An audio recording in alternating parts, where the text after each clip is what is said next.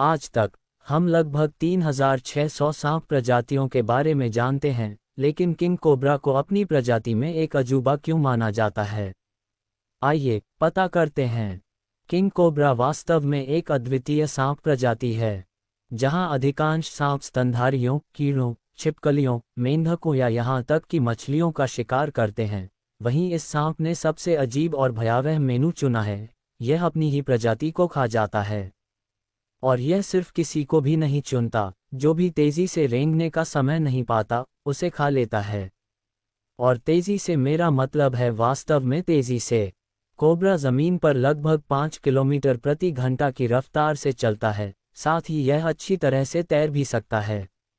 और ये देखिए, एक आम सांप के साथ इसकी विशिष्ट लड़ाई कैसी दिखती है। ये काले और पीले रंग के शल्कों वाला एक सांप है। देखिए, कोबरा सचमुच अपने शिकार को सम्मोहित करता हुआ प्रतीत होता है, और फिर एक अचानक वार। कुछ ही सेकंड काफी होते हैं और बेचारा सांप अब और विरोध नहीं कर सकता। कोबरा को बस इतना करना है कि अपने शिकार को निगल जाए। कोबरा बिना चबाए एक ही टुकड़े में ऐसा करता है। अपने लचीले जबड़ों के कारण यह अपने सिर के आकार से कई गुना बड़े प्राणी को भी खा सकता है। अगर आप एक किंग कोबरा को बिग मैक देंगे तो वह बिना पलक झपकाए उसे निगल जाएगा। रुको, क्या सांप पलक झपका सकते हैं?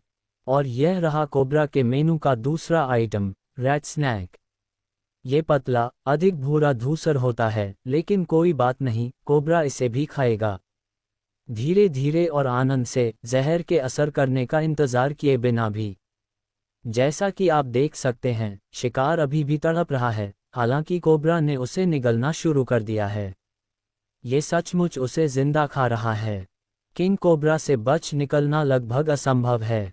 अगर यह शिकार पर निकलता है तो यह निश्चित रूप से अपना शिकार ढूंढ लेगा, चाहे वह कहीं भी छिपा हो, यहाँ तक कि जमीन के नीचे भी। यहाँ एक कोबरा एक बिल में घुस रहा है ताकि एक इंडियन कोबरा को खा सके। इसे कैसे पता चला कि वहाँ कोई है? यह एक अविश्वसनीय और बहुत डरावना शिकारी है। और वैसे इंडियन कोबरा भी एक बहुत विषैला प्राणी है।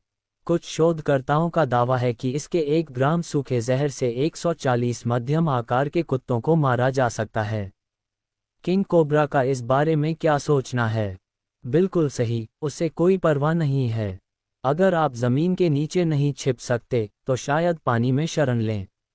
नहीं, जैसा कि मैंने कहा, किंग कोबरा कम दूरी के लिए बहुत अच्छे तैराक होते हैं, और वे आसानी से पानी में उतर जाएंगे ताकि एक और इंडियन कोबरा पकड़ सकें। कोबरा हमेशा वही पाते हैं जो वे चाहते हैं। यहाँ तक कि हाथी भी इन सांपों से डरते हैं।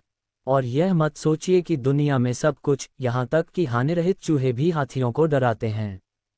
हाथियों को बस चूहे पसंद नहीं हैं क्योंकि वे छोटे और तेज होते हैं। किंग कोबरा के साथ मामला अलग है। तथ्य यह है कि एक जहरीला दंश एक वयस्क हाथी को मारने के लिए काफ़ी है, और मुझे लगता है कि हाथी यह जानते हैं। और कौन एक ऐसे प्राणी का सामना करना चाहेगा जो बिना किसी परेशानी के आपको मार सकता है? लेकिन किंग कोबरा इतने खतरनाक क्यों हैं? क्या प्रकृति ने एक दिन फैसला किया कि वह एक ऐसी प्रजाति बनाएगी जो बाकी सभी को आतंकित कर देगी? इस मुद्दे की तह तक जाने के लिए हमें पहले कुछ बातें स्पष्ट करनी होंगी। हमारे ग्रह पर कई पशु प्रजातियां हैं जो जहर के प्रति प्रतिरक्षित हैं। इनमें शामिल हैं नेवलेक, मंगूस, कुछ हेजहॉग, स्कंक, ओपोसम, और निश्चित रूप से शहद के रीछ, हनी बेजर। चूंकि ये सभी सांपों का शिकार करते हैं, विकास की प्रक्रिया में वे बस उनके दंश के प्रति अनुकूलित हो गए हैं। कुछ, जैसे हेजहॉग, में कम प्रतिरक्षा होती है।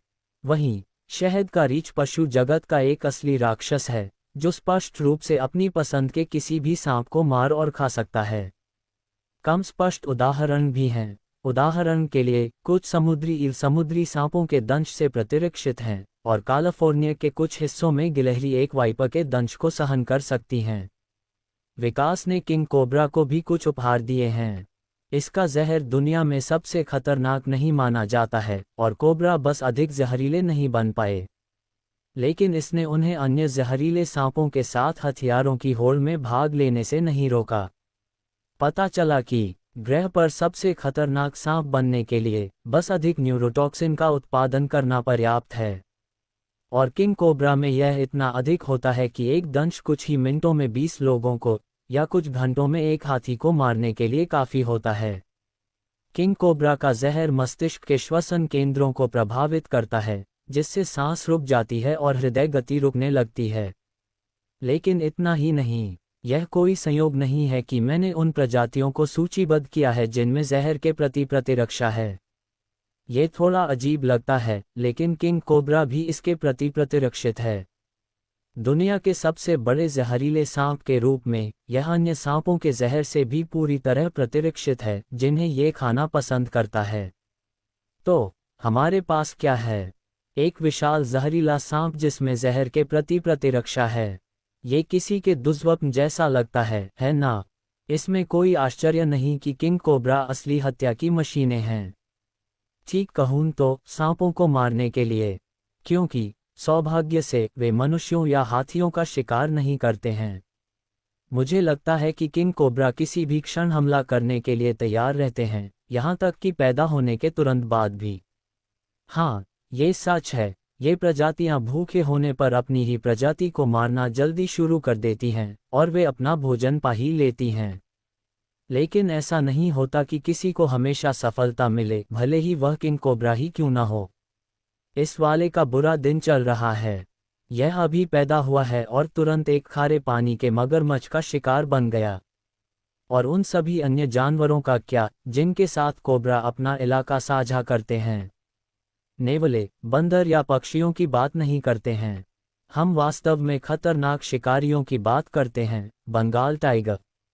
ये निश्चित रूप से सम्मान की मांग करता है, लेकिन किंग कोबरा को कोई परवाह नहीं है।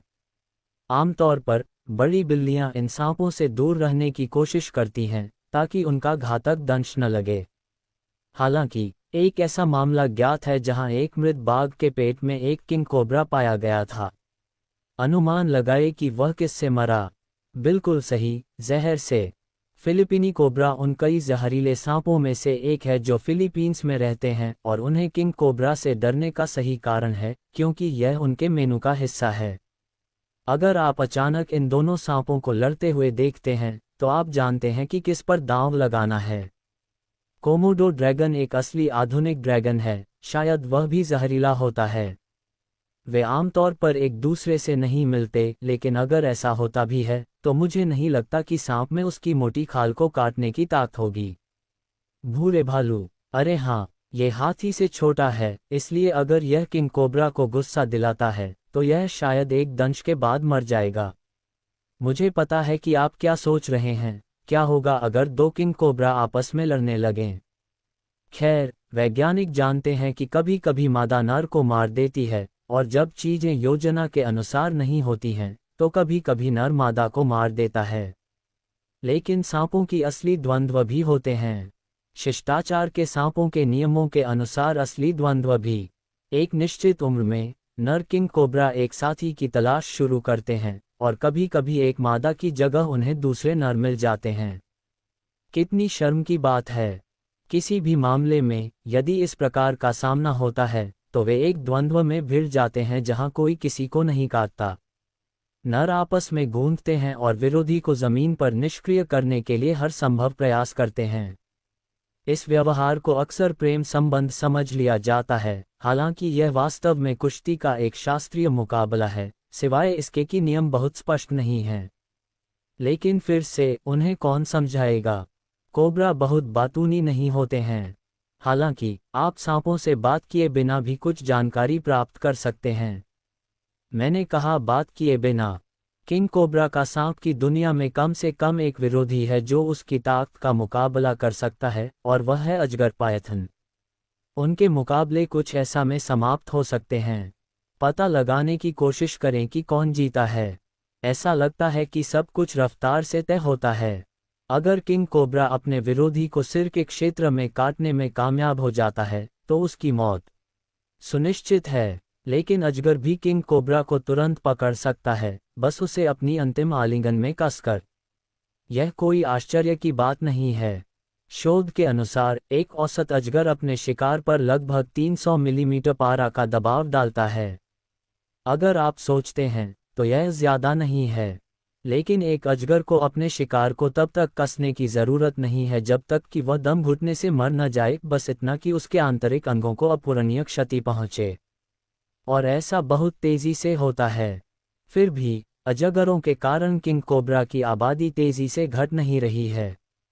वे ऐसी प्रजातियां नहीं हैं जो दूसरों को नष्ट कर दें। हालांकि 1935 से 2010 तक किंग कोबरा की संख्या 30% कम हो गई। अनुमान लगाए कि किसने या बल्कि किस चीज ने ये किया। बिल्कुल सही, इसका दोष वनों की कटाई पर है। किंग कोबरा उन जगहों पर रहना पसंद करते हैं जहां बहुत सारे पेड़ हों, और जब वे कम होते हैं तो सांप एक नया घर ढूंढना शुरू कर देते हैं। और आप जानते हैं कि वे कहाँ रेंगते हैं? लोगों के घरों में। वास्तव में किंग कोबरा आमतौर पर लोगों से दूर रहने की कोशिश करते हैं। हम उनके मेनू में नहीं हैं और हम एक खतरा भी पैदा करते हैं। लेकिन हाल ही में सांपों के साथ अप्रिय मुठभेड़ें तेजी से आम हो रही हैं। वैसे वैज्ञानिक ये नहीं जानते कि दुनिया में कितने किंग कोबरा मौजूद हैं। खैर, अगर वनों की कटाई जारी रही तो हमें जल्द ही सब कुछ पता चल जाएगा, और शायद हम कोबरा से इतने करीब से मिलेंगे जितना हम पसंद नहीं करेंगे। मैं पर्यावरण या किसी और चीज के बारे में कुछ नहीं कहूंगा, लेकिन सोचिए, क्या आप खुश होंगे अगर आप उनमें से किसी एक से मिलें? मैं पूरी मानवता की ओर से नहीं बोल सकता, लेकिन मैं किंग कोबरा से जितना संभव हो उतना दूर रहना चाहूंगा, अधिमानतः दूसरे महाद्वीप पर। और फिर भी एक जगह है जहां इन सांपों को न केवल प्यार किया जाता है, बल्कि जानबूझकर पाला भी जाता है। थाईलैंड के सांपों के गांव में आपका स्वागत है। गांव के निवासी दशकों से किंग कोबरा को पाल और पालतू बना रहे हैं। वे ऐसा उन पर्यटकों को आकर्षित करने के लिए करते हैं जो इन असामान्य पालतू जानवरों को देखने बड़ी संख्या में आते हैं।